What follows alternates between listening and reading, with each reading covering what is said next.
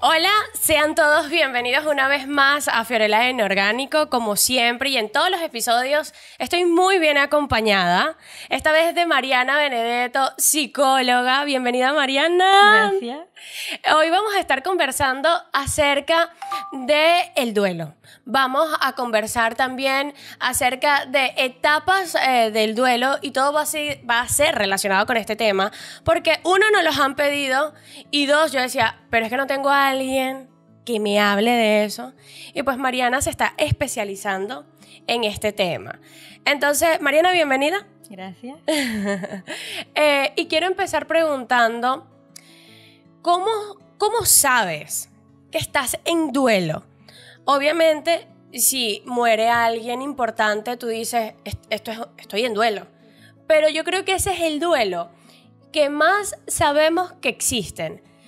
Pero hay otros tipos de duelo que no están relacionados a lo mejor con el modo vivir.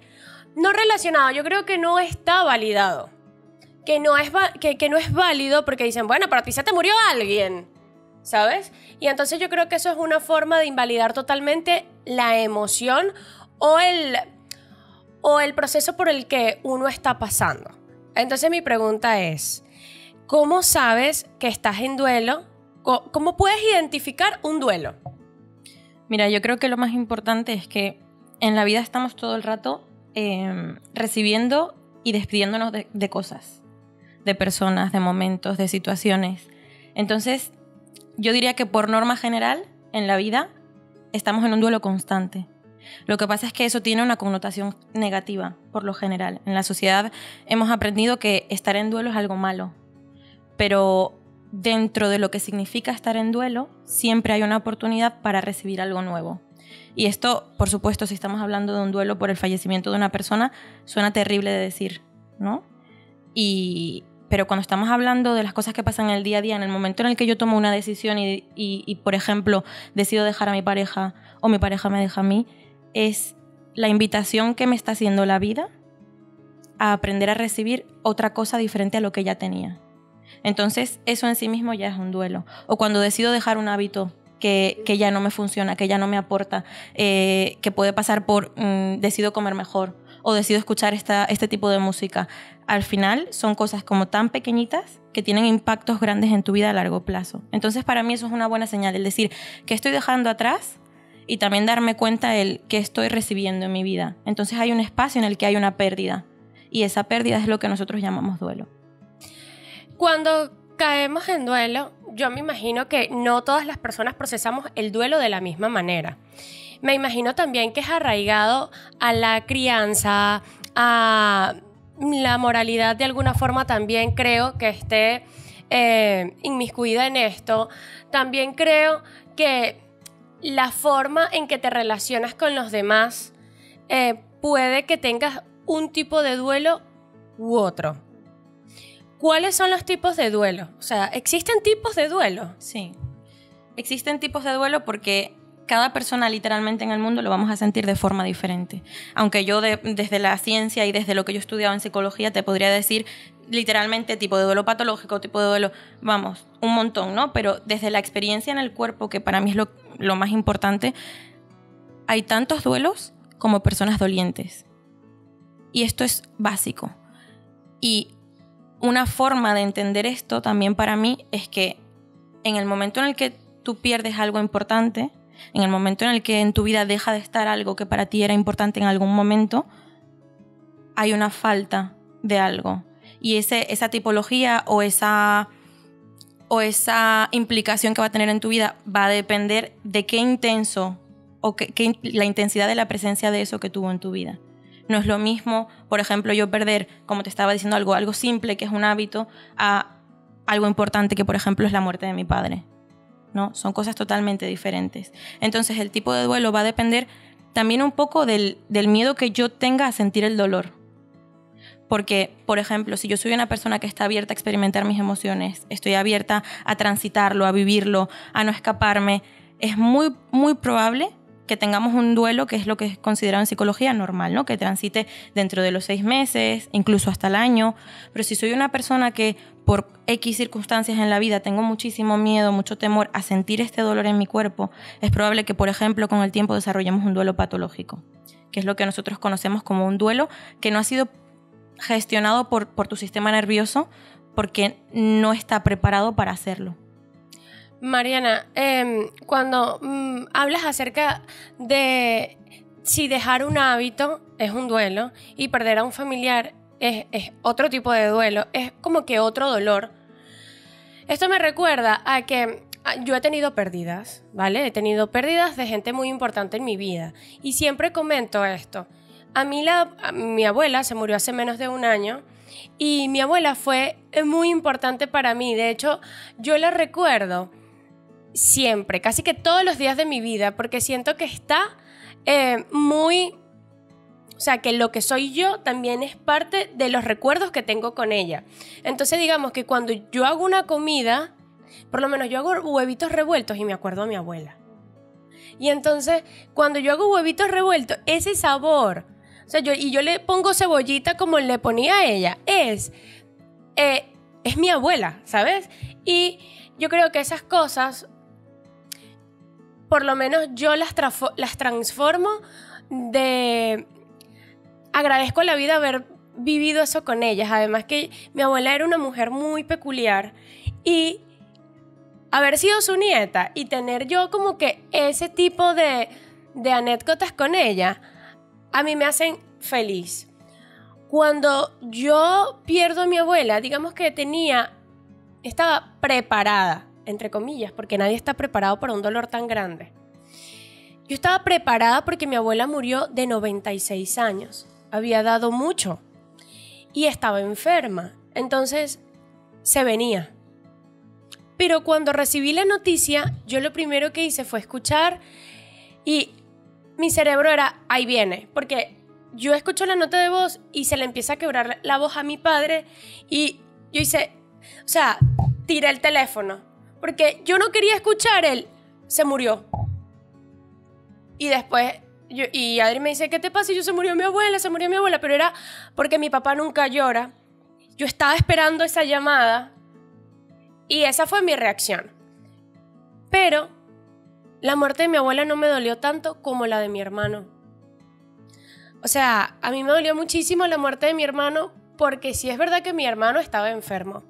Pero mi hermano era una persona tan joven que yo decía, es injusto. Y él me llamó una semana antes y me dice, Fío, yo no voy a conocer a Emma. Y yo quiero que sepas que yo siempre voy a estar con ella. Y se me quiebra la voz, porque es que son como puntos distintos. Yo no sé si la muerte de mi hermano me enseñó a recibir a la de mi abuela emocionalmente distinta. Yo no sé si yo sabía lo que venía y de alguna forma estaba preparada para eso. Y cuando yo tuve 17 años, mi mejor amigo enfermó de leucemia. Nos los dijeron un martes y el jueves murió. O sea, el diagnóstico a él se lo dieron el martes y el jueves murió. Fue muy rápido y fue como que fue una muerte muy dolorosa. Era único hijo, su madre tenía una edad avanzada. O sea, eres como que no vas a tener otro hijo.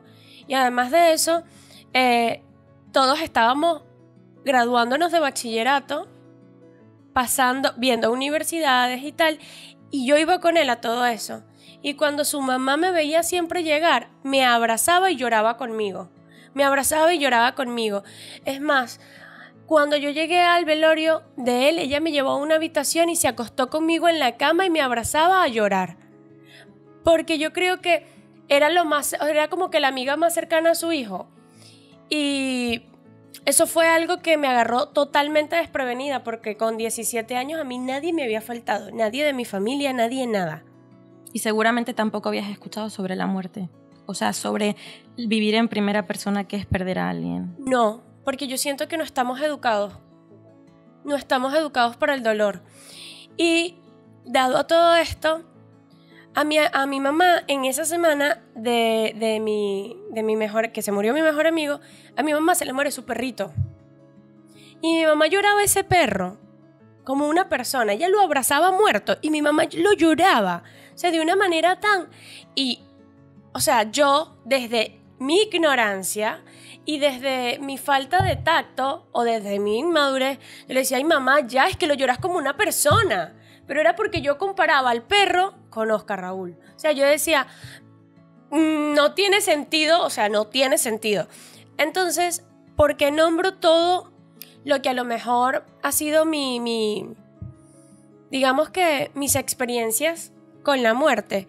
Porque yo siento que depende de quién, no es que nos duela más o menos, pero lo afrontamos mejor o peor.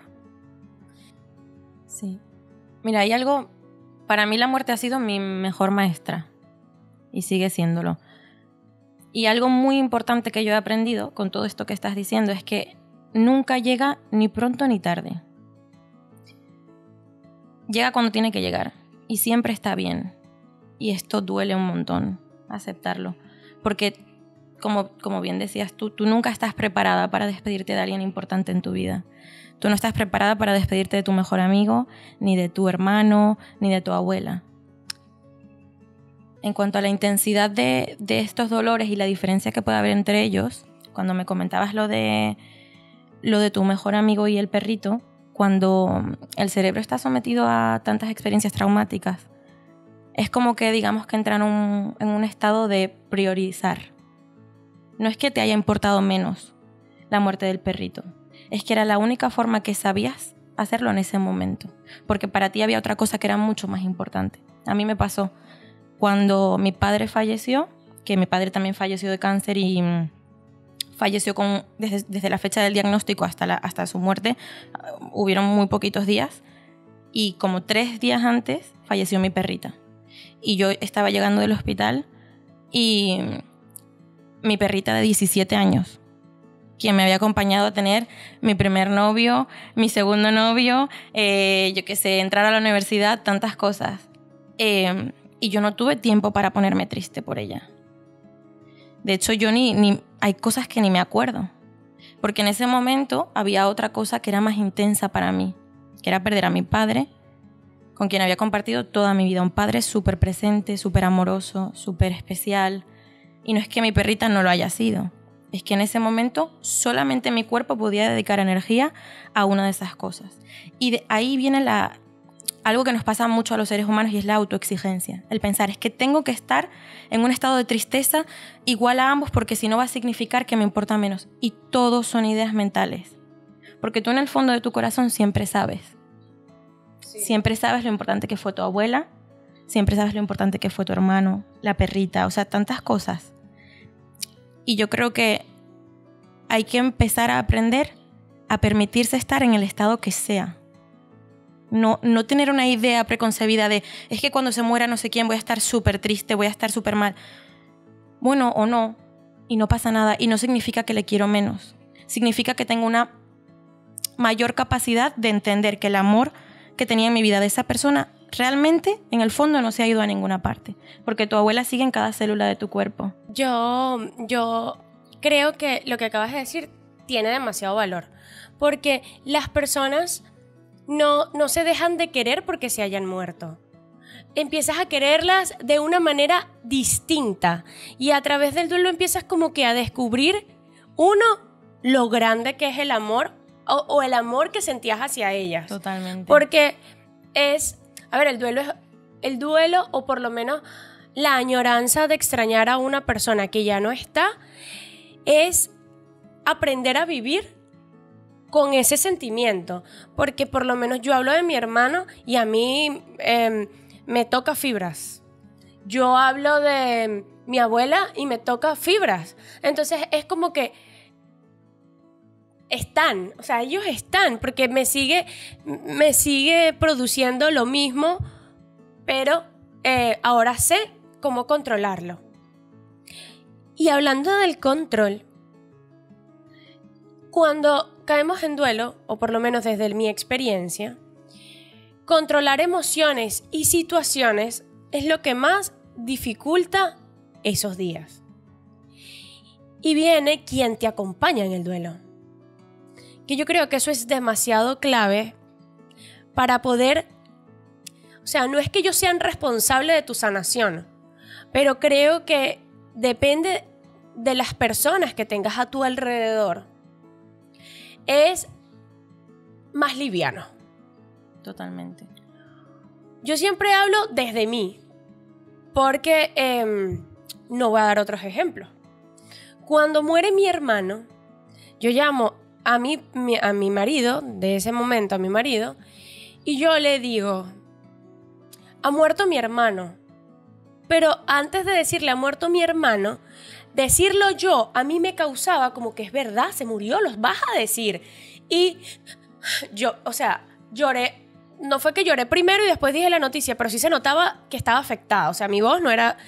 Y él me preguntaba, ¿qué te pasa? Y yo le dije, es que murió mi hermano. Y a lo que él me responde, y nunca se me olvida, y no se me olvida porque me marcó. Él me respondió, me asustaste, yo pensé que le había pasado algo a mi abuela. Wow. No me jodas, de verdad. O sea, de verdad. O sea, yo como que, tu abuela está vieja. Eso es algo. Eso se viene a venir. ¿Sabes? O sea, y quien se portó muy bien en ese momento fue su papá. Porque su papá había vivido el dolor de perder a su madre, a su padre, ¿sabes? Y él podía intuir mi tristeza. O sea, la grandeza de mi tristeza, él la podía intuir. Y a veces tú no necesitas que te den palmaditas en la espalda. Porque él no me decía nada. Total. Él no me decía nada. Perdón, él no me decía nada. Él lo que me decía era... lo que hacía era tocar la puerta, llevarme un café, llevar a los niños al colegio. Y ese era su lenguaje de amor. ¿Sabes? Eso era... Y eso me dio tanta tranquilidad. Porque yo lloré a mi hermano sola. Y lo más difícil de perder a alguien en distancia es no enterrarlo. O sea, a mí que la gente me diga lo que... Pero yo siento que afecta psicológicamente demasiado. Porque tenemos la muerte, los pasos a seguir. Total. Te mueres, voy, te lloro, te velo, te entierro. Y hay gente que me acompaña. Hay gente que me acompaña. Y durante ese momento yo me sentía sola. O sea, yo me abrazaba a mi hermana. Y fue una conexión tan perfecta mi hermana y yo, porque fue como que estamos sintiendo exactamente lo mismo. Era un sentir que era idéntico, eres tú, soy yo compartiendo un mismo sentimiento. Por eso la hermandad es tan importante. O sea, el sentimiento de hermanos es tan grande y tan sublime que es algo que en esos momentos tú dices, esta tristeza yo no la podía compartir con más nadie que no seas tú. Entonces yo quiero que hablemos acerca del acompañamiento durante el duelo. ¿Cómo puedes acompañar a alguien sin agobiar?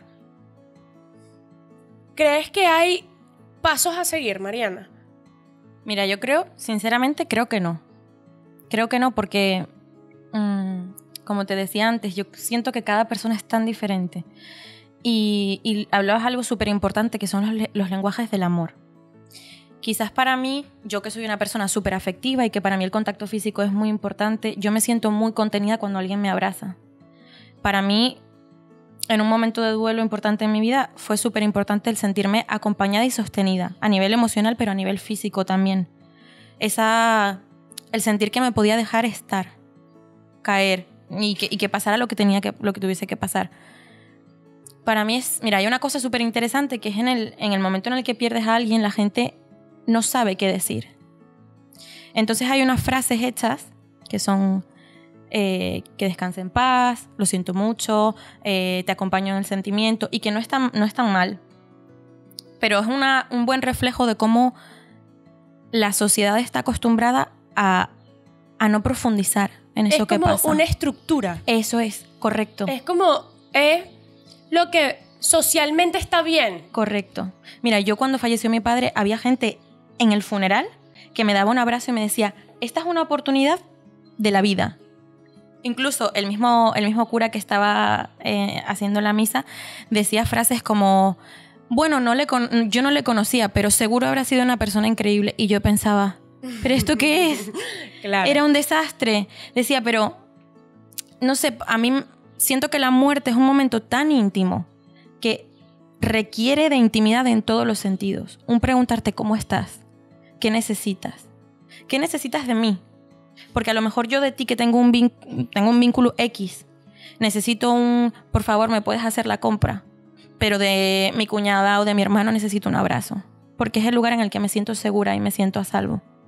Entonces yo creo que es un poco ir tanteando el terreno y preguntar a cada persona qué necesita en cada momento. Porque también no hacerlo es infantilizar el dolor y no permitirte que esa persona lo gestione de la forma en la que lo necesita. Para mí la muerte es una invitación a conocer el amor de verdad, porque es amar sin ver físicamente. Porque tú como una pareja la ves y dices, es que me recuerdas todos los días lo mucho que te quiero, o los gestos que tienes, ¿no? Hay como un estímulo siempre que te recuerda el por qué estás con esa persona y lo feliz que te hace y lo bien que te hace sentir.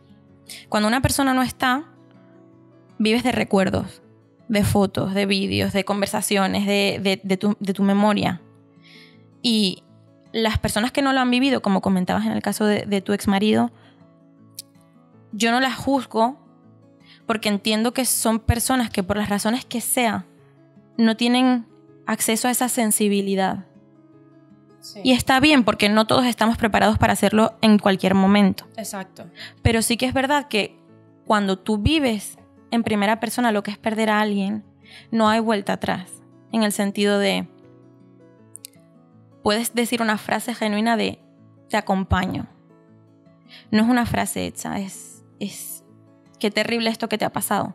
Porque muchas de estas frases de querer decirte, es que esto es algo positivo, tu vida va a mejorar, viene de la dificultad de la propia persona que lo dice a sostener el malestar. Es decir, necesito curarte rápido porque yo no soporto verte mal. Exacto. Sabes que cuando a mí me pasó lo de mi hermano, yo le decía a mi mejor amiga, he descubierto que no me gusta que me digan lo siento mucho, mi sentido pésame. O sea, ¿qué mierda me estás diciendo? No me digas nada, porque eso me lo dices como que ¿sabes que a Fiorella se le murió el hermano? Chica, y no le he descrito nada. Fiorella, lo siento mucho, tú que en paz descanse, que huele muy lejos.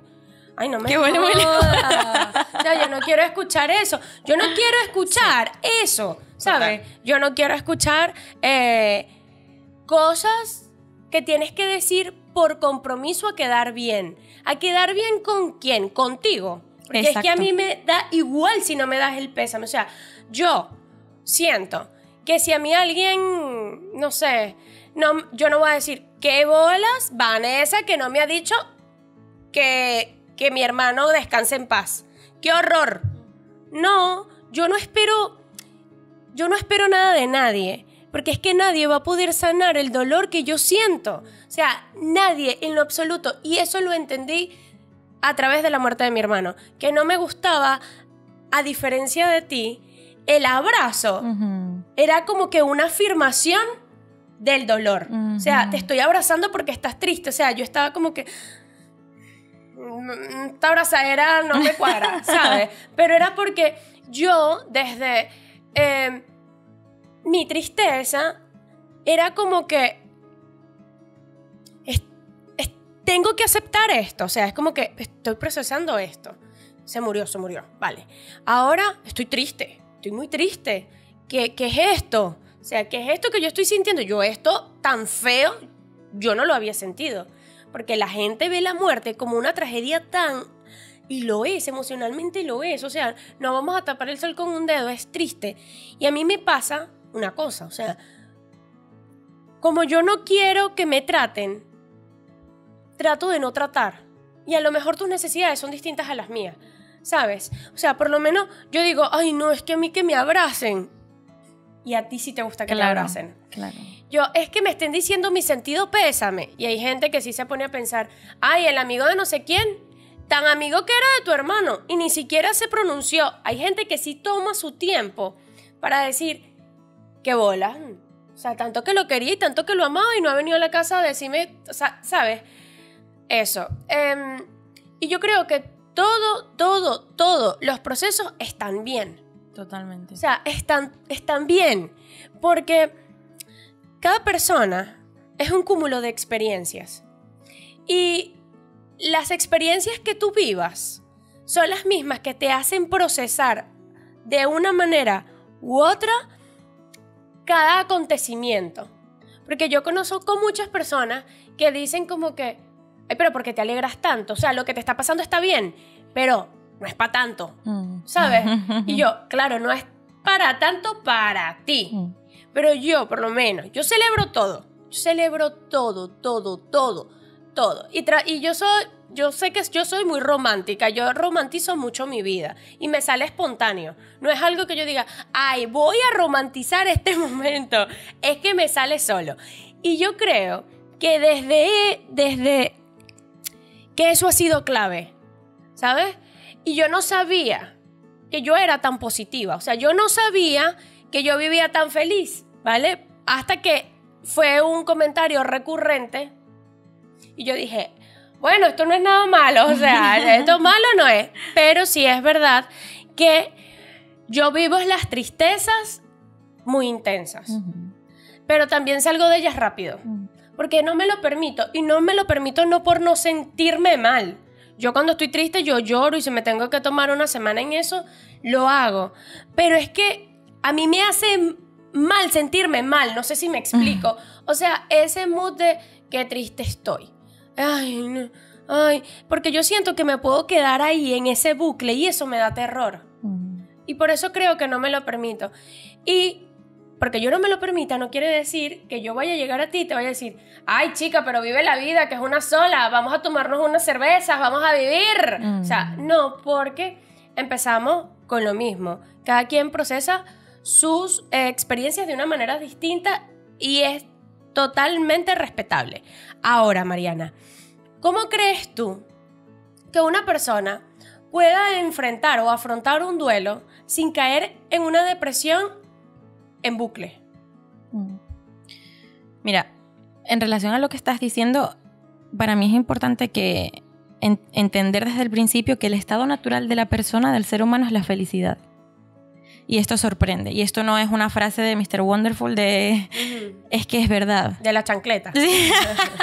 Es que es verdad. Es que nosotros estamos biológicamente diseñados para ser felices. Es ciencia, pero también es espiritualidad. Y la clave de no prolongar algo más de lo que se debe es sentirlo, permitirte sentirlo. En el momento en el que tú... Es como una alarma que te suena a las 8 de la mañana. Tú tienes que ir a trabajar. Si tú pospones la alarma una y otra vez, no elimina el hecho de que tienes que ir a trabajar. Pero sí significa que vas a llegar un poco más tarde. Lo mismo pasa en la vida. Tú tienes tu duelo ahí. Eso no hay forma de quitarlo. Como decías tú, no hay nadie que pueda salvarte. Lo tienes que vivir tú. Lo ideal es no postergarlo. Es tomarte esa semana que dices. Es dejarte experimentar todos los estados. Porque la tristeza no es solo estoy triste y lloro. Es estoy enfadada. Y es permitirte estar enfadada. Mira, a mí me pasó algo que me costó muchísimo tiempo aceptar. Y era que yo me había enfadado con mi padre por haberse muerto. Y esto es muy duro. Porque yo, en el fondo, esa niña interior que todos tenemos, decía, pero ¿de verdad me vas a dejar aquí? O sea, ¿de verdad te vas a ir? Y para mí el permitirme enfadarme con él, entendiendo que no tiene, por supuesto, ninguna culpa de nada, fue súper importante. Porque es reconocer esa niña interior que, en verdad, se ha quedado sin él en el mundo en el que vive.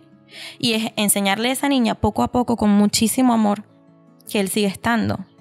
Y es mi yo adulta acompañar a esa niña y permitirle a esa niña que tenga rabietas y que se enfade porque sabe que el día que tenga hijos él no va a estar o no va a estar físicamente. Y yo tengo derecho a enfadarme o por lo menos a sentir muchísima felicidad cuando veo o escucho una música que me recuerda a él. Sí. Y es como, en el momento en el que tú fluyes con la vida, todo va a fluir acompañándote. Cuantas más trabas le pongas tú a tu sentir, más difícil va a ser. Yo creo también que es importante reconocer eso, el dolor. Y cuando el dolor se prolonga, saber que está durando mucho más. Porque ahí es cuando hablamos de nuevo de los acompañantes, ¿vale? Porque si yo veo que tú estás mal por mucho tiempo, mi deber como acompañante es, debemos buscar ayuda. Totalmente. Ese es mi deber como acompañante. Porque si yo te quiero, mi deber como acompañante es tratar de que tú estés bien. Porque cuando tú amas, tú quieres que la otra persona sea feliz. O sea, va entrelazado. Sí. La felicidad de alguien es tan importante que si tú no eres capaz de ofrecer felicidad, cobijo y seguridad, no estás amando de verdad. Estás medio queriendo, ¿sabes? Estás como que, bueno, es que yo te quiero. Es que sí, yo sí te quiero. Tú me quieres, pero tú me quieres lo suficiente para ayudarme, arroparme, cuidarme, protegerme. Totalmente. Porque ahí es cuando, que esto lo he hablado con Adrián Mustone, ahí es cuando todos dicen que las parejas tienen que tener un 50 y un 50, ¿vale? Pero Adrián Mustone y yo decimos que no. Que a veces él está en el 80 y su esposa está en el 20. Y él desde su 80 le dice, no pasa nada, yo me encargo, yo te ayudo, yo tal. Y ella desde su 20 hace lo que puede hacer. También está el caso en que eso también puede tomar lo contrario. Hay días en que Adri puede estar en el 20, en el 10, en el 0, está en su casa, tumbado en la cama, llorando sin poder hacer absolutamente nada. Y es ella que tiene que tomar las riendas de la familia, de todo, de todo. Pero, a ver, el acompañante también se cansa. Sí. Cuidar al cuidador. Esto es un temazo. Cuando yo estaba casada, a mí me pasó. Mi ex marido cayó en una depresión muy fuerte, ¿vale?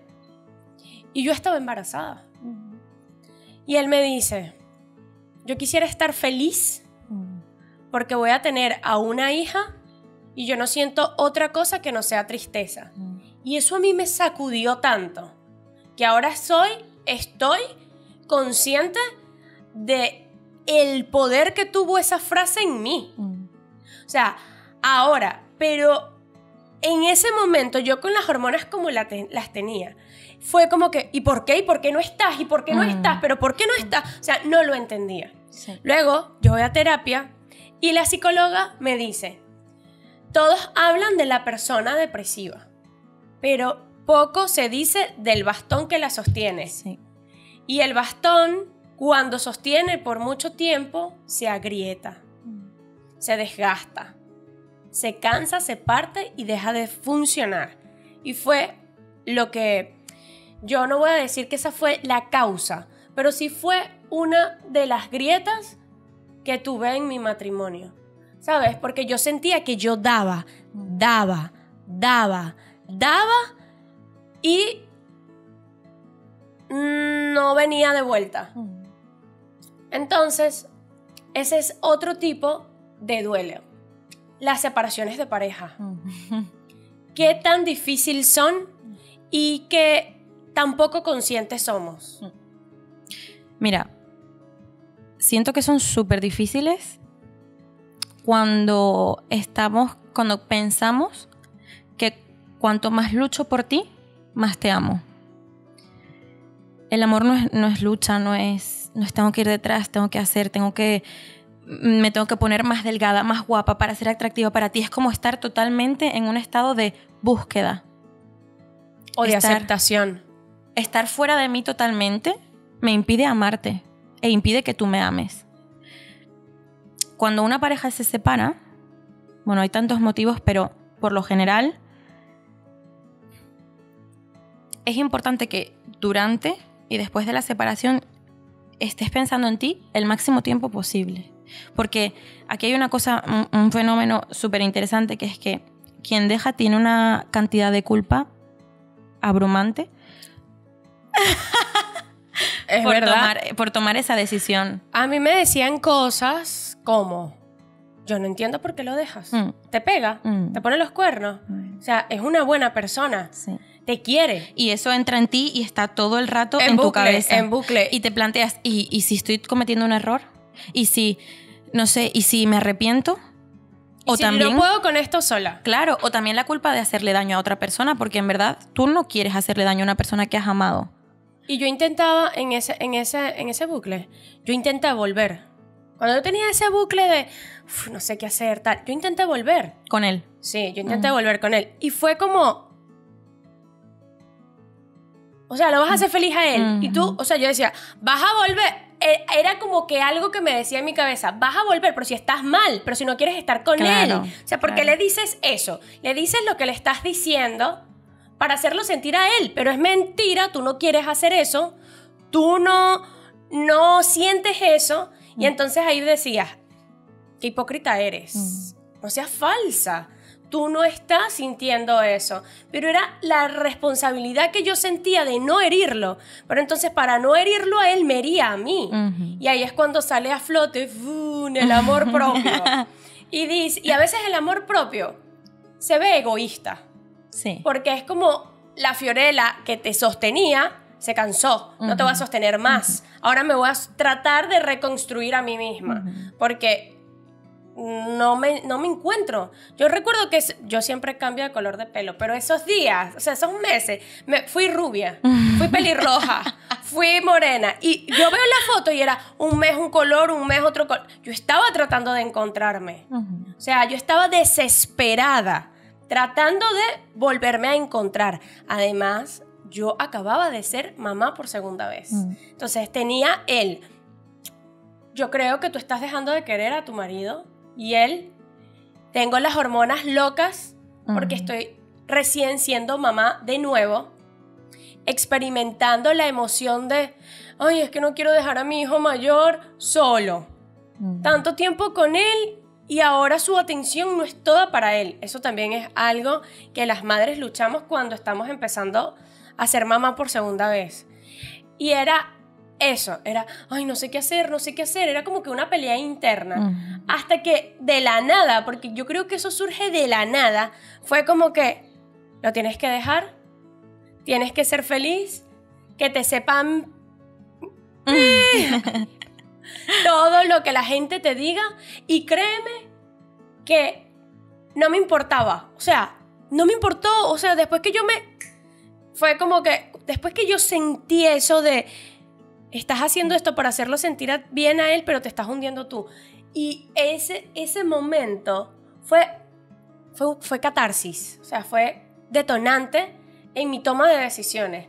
Después de ahí fue lo que venga, estoy dispuestas, o sea, yo si pudiese dibujarlo, vamos, o sea, yo siento que era como que yo y una tormenta aquí y mirándonos de frente, y yo como que dispuesta a agrandarme ante semejante problema que se me venía, pero yo estaba ahí, y eso me hace preguntarte una cosa.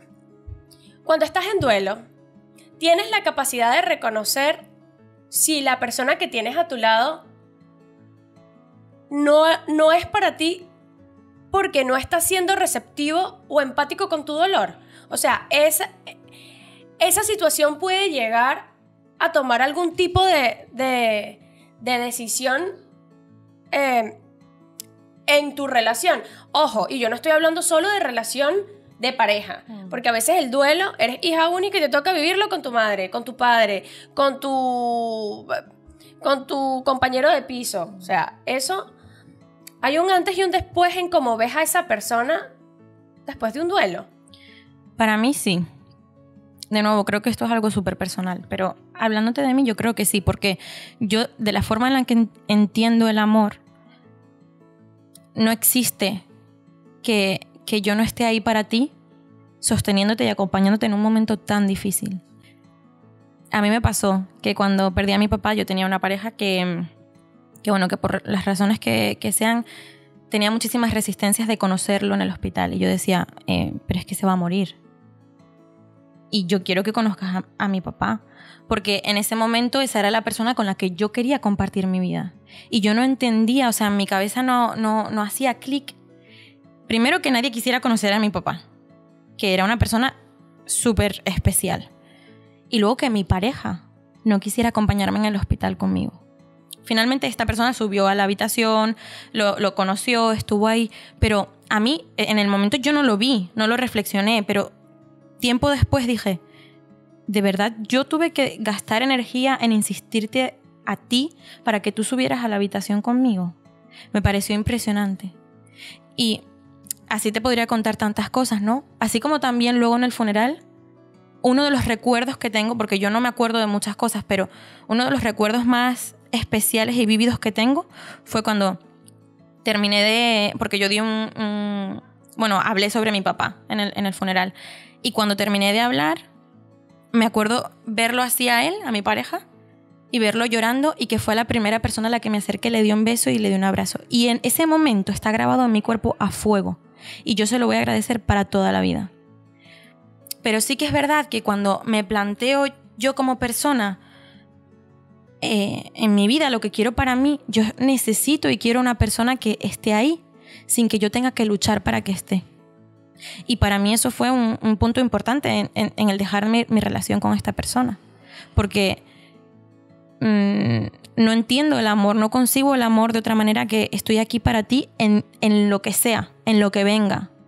Y me voy a cuidar muchísimo para poder estar ahí para ti bien, sin sacrificar mi propio bienestar. Y de ahí viene otro tema que es súper importante, que es el perdón. Perdonarte a ti. Sí. Perdonarte a ti. Sí. Y a la otra persona por las cosas que hizo y las que no hizo. Sí. Porque cada uno en verdad hace lo que puede en cada momento. Y el amor no se acaba cuando termina una relación de pareja, tú lo sabes. Se transforma. Se transforma totalmente. A mí, y cuesta, ojo, esto es un duelo también. Sí. Hubo muchos meses que yo no podía ni hablar de mi expareja. Que tenía una rabia increíble, tenía rencor, dolor. Y en el momento en el que yo decidí traspasar eso, transformar eso y quedarme con... Es que también me quiso mucho y yo lo quise mucho a él. Lo haya hecho mejor o peor. Pero hubo amor, aunque haya sido breve, aunque haya sido poco o mucho, hubo amor. Y eso es un regalo que yo me llevo para toda la vida. Porque es una de las lecciones más grandes que yo he tenido. Es el entender cómo quiero que me quieran y cómo estoy dispuesta a quererte. Sabes que acabas de decir algo demasiado wow.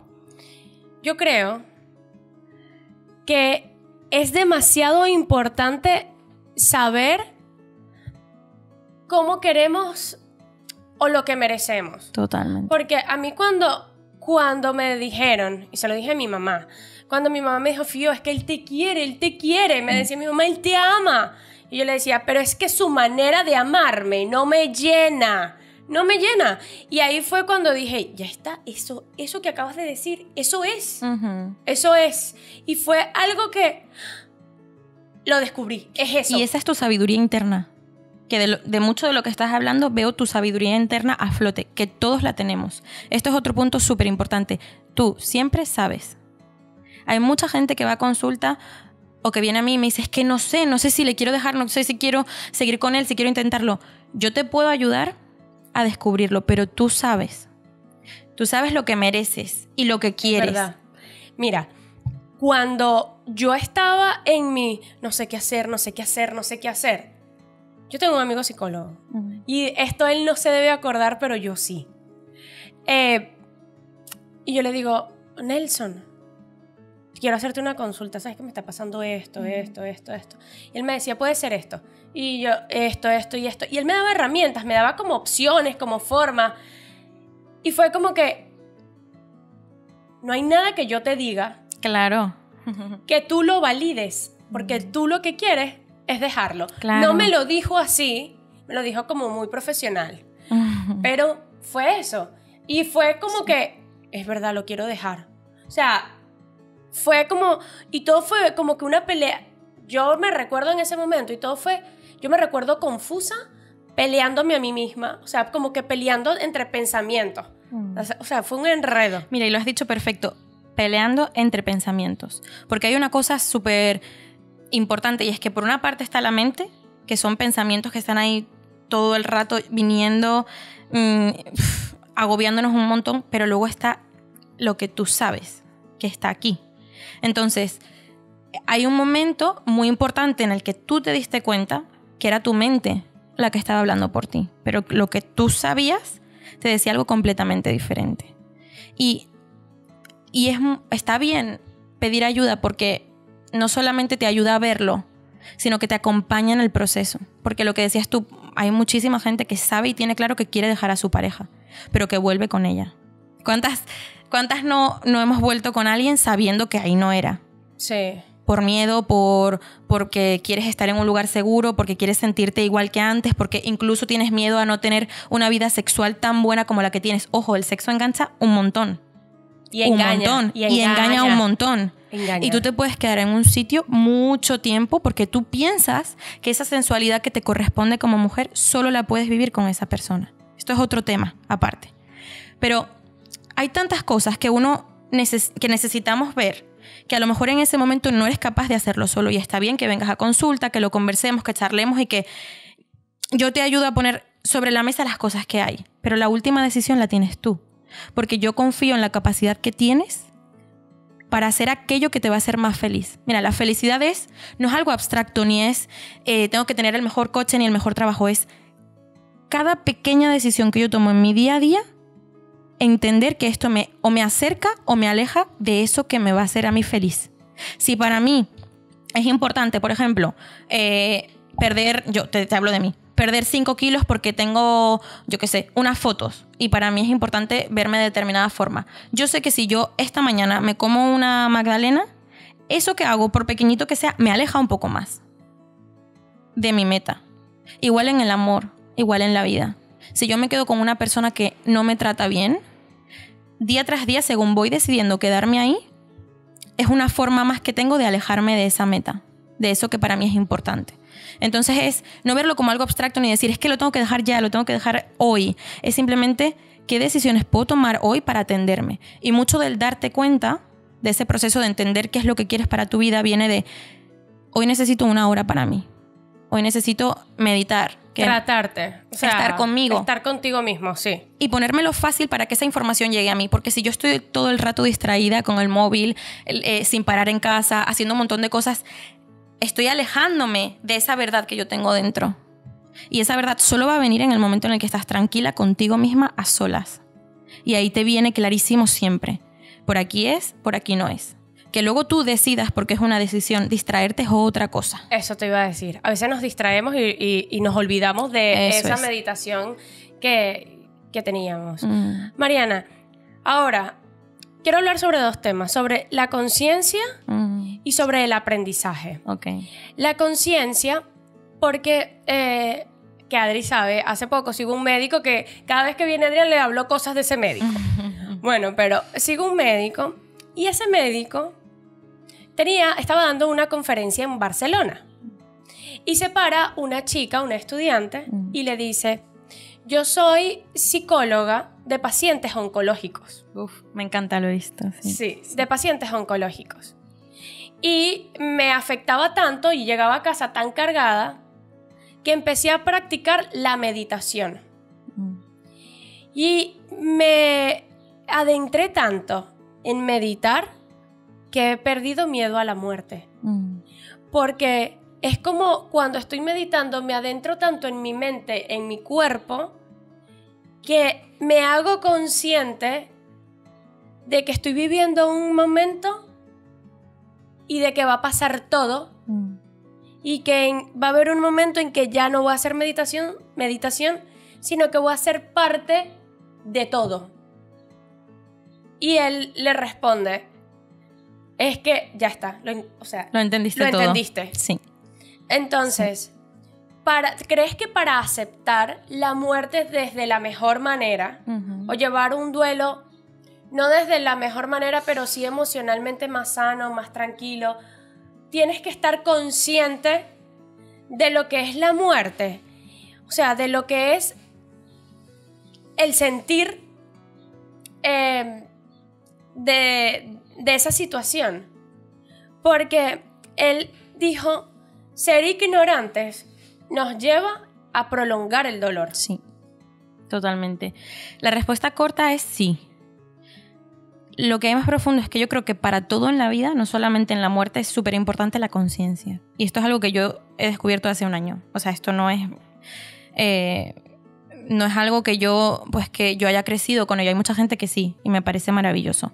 Pero a mí justo este dolor de la pérdida, la separación con mi pareja, la pérdida de mi padre, me llevó a profundizar mucho más. Más allá que de mi formación, yo estaba yendo a terapia y empecé a conocer la conciencia. ¿Qué era esto? Fue un lugar maravilloso donde tengo un montón de gente que considero mi familia, que es un sitio que se llama Mundo Consciente, que es impresionante. Y ellos me ayudaron a entender qué era esto de la conciencia, que en verdad sigo aprendiendo, ¿no? Que hablando de aprendizaje también, aprendo todos los días una cosa nueva de mí. Y es ese estado en el que siempre estás segura, en el que no te falta nada, en el que no hay miedo, no hay ansiedad. Y te lo dice una persona que ha vivido la ansiedad de forma súper intensa. Y cuando aprendí a meditar, a estar conmigo, y que, ojo, meditar no es estar así. Meditar puede ser dar un paseo, puedes meditar bailando, puedes meditar cantando, es ese sitio en el que sientes una paz que no se explica, que es Ahora tuya. mismo estoy meditando. Eso, es verdad, a mí eso. me apasiona esto. Sí, me hace feliz. es el lugar que te facilita la conexión contigo misma. Cuando yo aprendí esto, no es que haya dejado de tener miedo en la muerte, porque para mí, a nivel personal, es una cosa que me toca un montón, porque está muy reciente en mi vida, pero sí que es verdad que tengo una mayor confianza de si esto es lo que se siente, es agradable, es bueno, de hecho muchas veces he pensado, sí, este cariño que estoy recibiendo, porque cuando iba y hacía retiros, hacemos actividades de mimarnos mucho, de querernos mucho, de acompañarnos, y decía, si esta es la sensación de tranquilidad que se siente cuando estás muriendo, qué bien, qué agradable, y eso me dio mucha paz.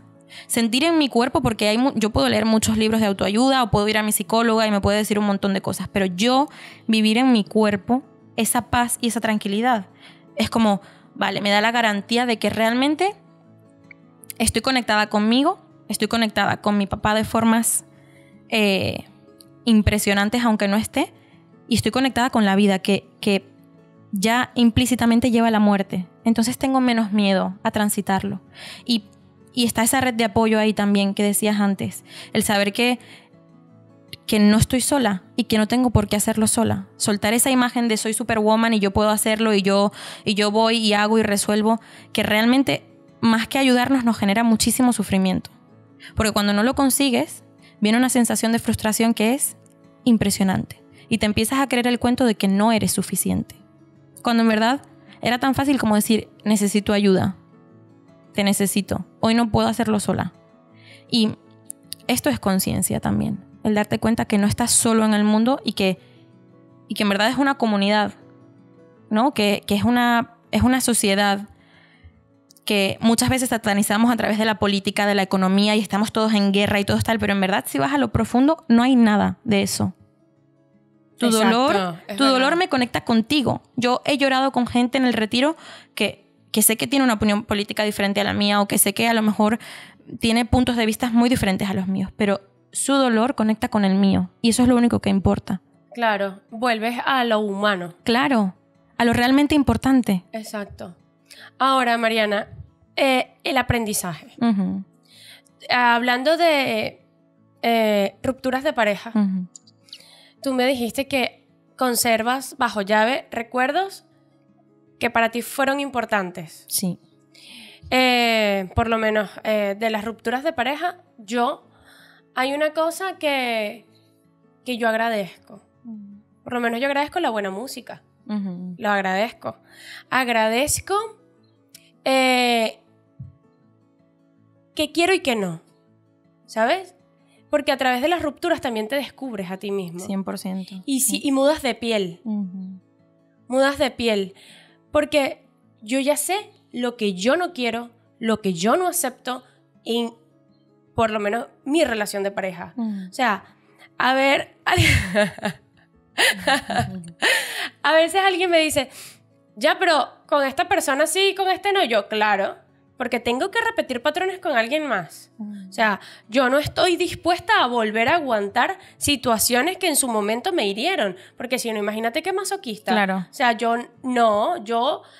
ese momento yo ya lo viví. Ya lo canalicé, ya lo superé, ya aprendí. Uh-huh. Y no quiero volver a vivirlo porque me dolió. Entonces, a ver, no. De las muertes de mi abuela aprendí que era tan poderosa. Ella era el total ejemplo del verdadero feminismo, a mi parecer, como mi opinión. Era tan grande, de verdad. Y, ¿cómo se llamaba tu abuela? Melicia. Uh-huh. Se llamaba Melicia. De mi hermano aprendí que no hay que ser tan cabezotas. Uh-huh. Hay que dejarse ayudar. ¿Sabes? Y de mi amigo, que la vida es una sola y hay que tratar de exprimirla. Uh-huh. Porque hoy estamos y mañana no sabemos. Entonces son cosas que yo creo que todo te deja algo. Sí. Y es muy importante saber qué te enseña para llevarlo de manera positiva a tu vida. Uh-huh. Porque hay gente que también aprende o se martiriza desde la negatividad. Y por eso quería tocar el tema del aprendizaje después del duelo. Porque también he conocido personas que dicen cosas como, es que eso no me tuvo que haber pasado a mí. Han pasado 5 años y yo no entiendo cómo eso me pasó a mí. Y se quedan ahí. Es que yo no merezco eso. O sea, ¿tú crees que yo soy mala persona? Y uno, no. Entonces, ¿por qué crees que me pasó eso? No sé. ¿Sabes? Hay gente que se queda ahí. Sí. Yo era tan bueno y me pasó esto. Sí. Qué mala es la vida conmigo. O sea, entonces quiero saber cómo podemos sacarle un provecho positivo a un dolor tan desgarrante. Mira, lo primero es entender que nada pudo haber sido diferente. Eso es fundamental. Entender que no existe la posibilidad de que las cosas sean diferentes en el presente. Lo que pasó ya pasó. Eso no hay posibilidad de que cambie. En el momento en el que tú entiendes esto, entiendes que no hay culpa, que no hay juicio, que no hay nada que hayas podido hacer mejor, porque en ese momento hiciste lo mejor que podías con las herramientas que tenías, viene la liberación. Ese ha sido uno de los mayores aprendizajes para mí, soltar la culpa, porque a mí me venían muchos pensamientos de no sé si, por ejemplo, estuve con mi papá de la forma en la que él se merece, no sé si estaba, no sé, venían como tantas dudas de si yo había sido suficientemente buena para él en ese momento tan sagrado de su vida, como la muerte, que eso me generaba muchísimo sufrimiento. Y aprendí que no me llevaba para ninguna parte. No era bueno para mí y además no era verdad.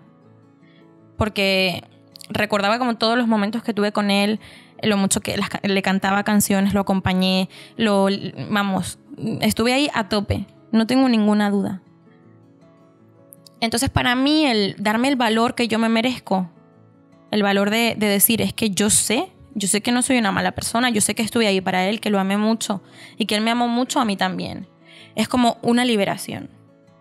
Luego viene una parte súper importante que es entender cuál es el límite entre esto que me pasó ha sido terrible y el victimismo, que es esa negatividad de la que hablas, ¿no? El cuánto tiempo más tengo que prolongar este estado de victimismo y cómo esto prolonga mi sufrimiento. Pero ¿tú crees que las personas que están en ese hueco de negatividad son capaces de reconocer que son, o sea, no que se están haciendo la víctima, sino que están en ese papel. Siento que depende de la persona y que también depende mucho de cuál es tu red, de tu círculo. Porque si tú tienes una amiga que es capaz, tiene la valentía de decirte, es momento de que dejes de culparte a ti misma, es momento de que busques ayuda, como que estas personas que te dicen lo que hay, de verdad. Es muy diferente a que tú estés con una persona que en verdad se queda callada o que no te dice. Es como, por ejemplo, en las relaciones de maltrato. Una amiga de verdad no es la que te dice, ¿y qué tal? Bien, todo, y se queda en lo superficial. Es una amiga que te dice, amiga, ahí no es. O que te escucha y es que yo no me meto en ese pedo porque problemas de pareja son de pareja. O sea, claro. Eso es...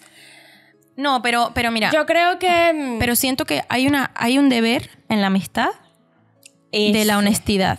Sí. Es un deber. Porque si yo te quiero, el amor de verdad es real, no hay mentira, no hay nada que esconder. Y te lo digo porque te quiero. Otra cosa es que yo pretenda que tú tomes una decisión u otra. Pero yo te digo desde el amor lo que yo veo, lo que yo siento. Y aceptar que esa persona no va a ser a rajatabla todo lo que... Eso es.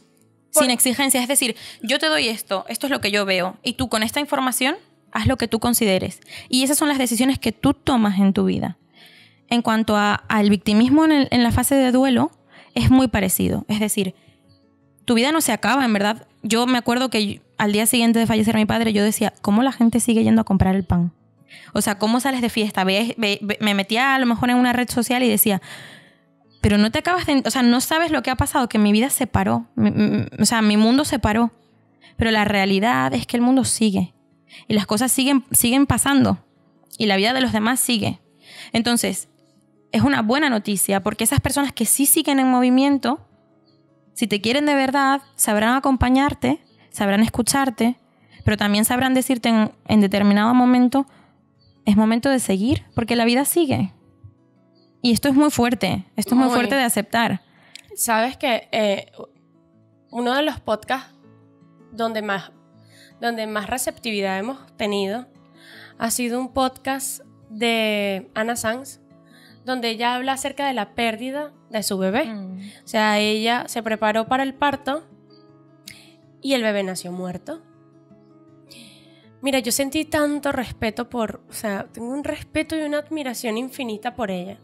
Porque ella decía, yo estaba rota, pero la vida seguía. Yo tenía otra bebé. Sí, de hecho lo vi y al día siguiente era el cumpleaños de su niña, de hecho, ¿no? Mira, este es el ejemplo más gráfico de lo que te estoy diciendo. Y ella decía, Fiorella, si yo no fuese tenido a mi hija, yo posiblemente fuese intentado quitarme la vida. Porque yo tenía pensamientos suicidas. ¿Por qué? Porque no me sentía bien conmigo, sentía que lo que me estaba pasando no debió pasarme, que tenía una tragedia que me arropaba y que no tenía fuerzas. Así es. Eso cuando estaba sin mi hija. Cuando la veía venir a decirme cualquier cosa, era como que la tienes a ella. Así es. Y yo creo que eso pasa cuando una madre sigue siendo madre. Pierdes a un hijo, pero tienes otro. Sí. Y ya sabes lo que duele perder a alguien y no quisieras que ese hijo te perdiera a ti. Entonces son sentimientos que van como en bucle, ¿sabes? Sí. Es una cosa que es infinita. El amor de una mamá, de una madre consciente, porque hay tipos de madres. Yo creo que es infinito.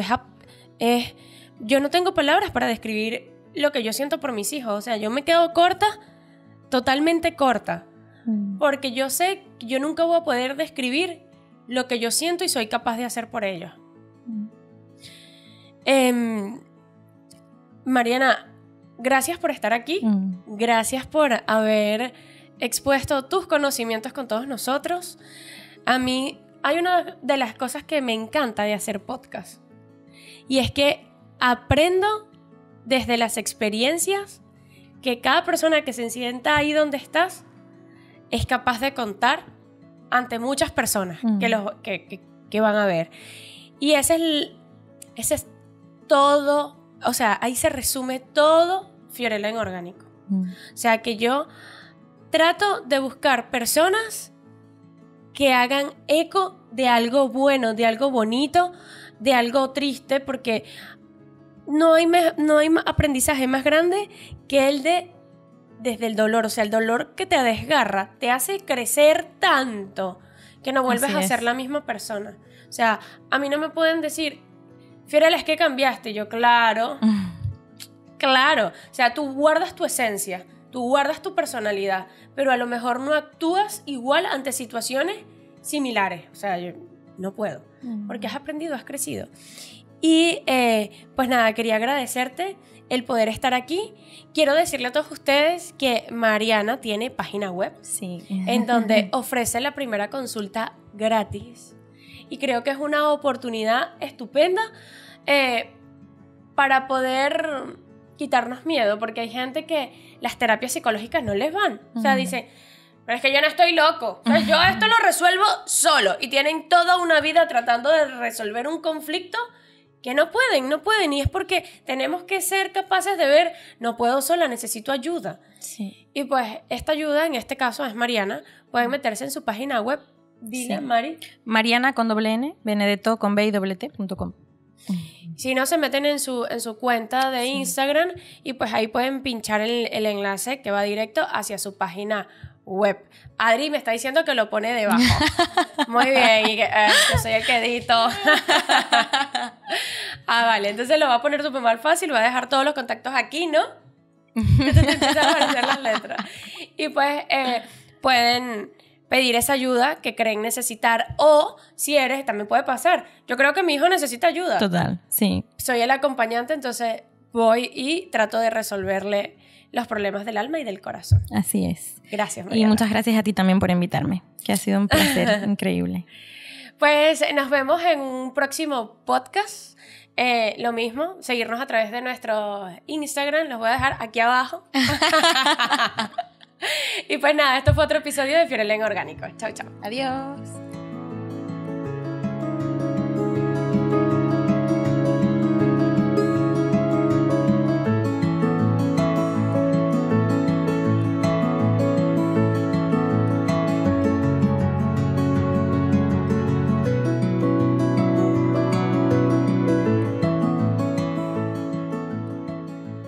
Yo tengo una pregunta. Sí. ¿Tú crees que, por lo menos, ya que estabas hablando del tema de lo que era la muerte y tal, ¿tú crees que por el mismo tema del desconocimiento que todos tenemos, porque nos hablan de la vida, de hecho cuando somos niños nos explican ese proceso de nacer, cómo dar a la luz, cómo nos reproducimos y tal, cómo vivir la vida, de que la vida es una, pero nunca llega al punto donde dice, pero también se acaba, porque también hay algo más que es la muerte? Y nunca te hablan de lo que es la muerte, o bueno, no sabemos, porque no te lo cuentan. Es como muy tabú. Exacto, es un tema tabú. Entonces, ¿tú crees que ese desconocimiento en la sociedad, que está a flor de piel, porque creo que la mayoría no conoce o no se atreve a conocer o a indagar un poco más en qué es la muerte? Entonces, eso es lo que puede llevar a tantos problemas o a... No digo el duelo, porque el duelo lo vamos a pasar sí o sí. Pero a cómo afrontar y a la aceptación. Igual. Incluso tú que comentaste lo de un doctor, yo también, no sé si Henrik Benito, no sé si yo lo empecé a seguir después de lo que hablamos.